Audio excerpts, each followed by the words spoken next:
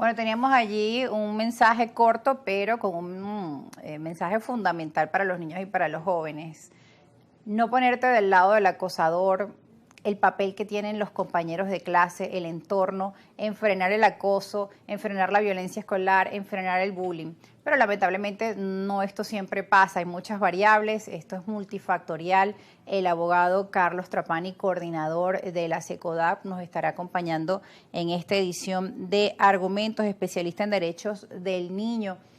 El tema del acoso, el ciberacoso, vemos como la UNESCO este año pues también ha querido que se incorpore el lema de la violencia digital y cómo también a través de los dispositivos, de los celulares, del internet, de la fotografía, el video, pues también crece esta violencia o el acoso hacia los niños. Bienvenido, profesor Trapani. Muchísimas gracias por la invitación. Bueno, gracias a usted. Sin duda, el acoso escolar es violencia, es una forma de violencia que es intencional. La persona que acosa a otra intencionalmente quiere hacer daño y eso siempre responde a una asimetría de poder. Cuando hablamos de acoso escolar, se da en el ámbito de las relaciones escolares.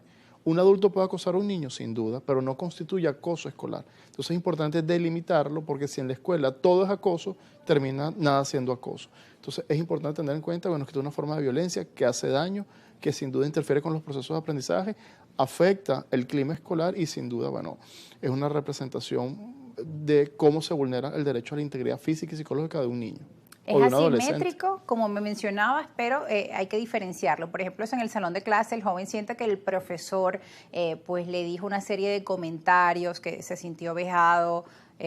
Esto no es una violencia escolar o no es el acoso escolar. No entra dentro de la definición de acoso, pero sin duda es una expresión de violencia donde para el docente hay un régimen disciplinario que es distinto. Vía de hecho de palabra, es una sanción para el docente, además la responsabilidad civil, penal, administrativa que puede tener el docente. Pero el tema de la violencia entre pares, entre niños, entre adolescentes, es una forma de violencia muy sutil donde requiere intervenciones diferenciadas dependiendo del tipo de violencia que se trate.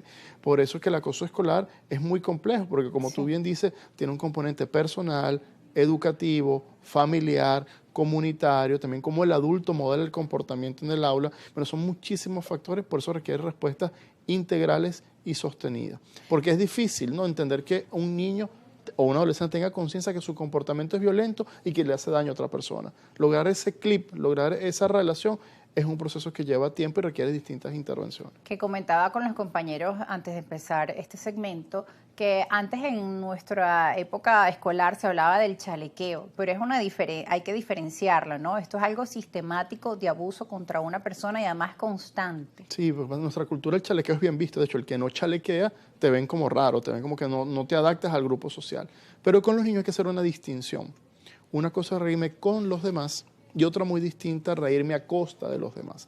Cuando esa broma, ese chiste, esa aproximación es violenta, causa malestar en el otro, evidentemente ahí hay que parar. Y hay que diferenciar lo que es un reporte inteligente como niño, como adolescente, realmente necesita. De hecho, muchos niños y jóvenes dicen, no, prefiero callar porque no me van a hacer caso, o porque no va a pasar nada, o se va a tornar la situación peor, porque entonces el profesor va a hablar en el salón de clase y los compañeros más bien van otra vez a arremeter contra mi persona o me van a amenazar. Eso Oye, y es como una bola de nieve que va creciendo y esa violencia va mutando y cuando queremos hacer intervenciones son mucho más complejas las situaciones. Claro. Y cuando vemos situaciones de acoso, por ejemplo, en adolescentes, cuando analizamos los antecedentes, la historia de la violencia, probablemente viene se entendió, se normalizó o se justificó. Entonces, evidentemente, ninguna forma de violencia se justifica y no estamos condenados a ser violentos. Hay que hacer un esfuerzo para que la escuela sea un espacio afectivo, formativo y protector, donde yo voy a la escuela es a ser feliz, a aprender, a explotar mi potencial creativo, no para sufrir y hacerme sentir mal. Pero eso es un trabajo que se construye, como se construye un currículum, como el niño se enseña a hacer matemática, física, lenguaje, también hay que enseñarlo a convivir, donde la diferencia es perfectamente posible, lo que uno puede utilizar la diferencia para hacer sentir mal a otra persona. De casa, por acá queremos compartir con nuestra audiencia un documento que ustedes comparten donde tienen la definición del acoso escolar según SECODAP.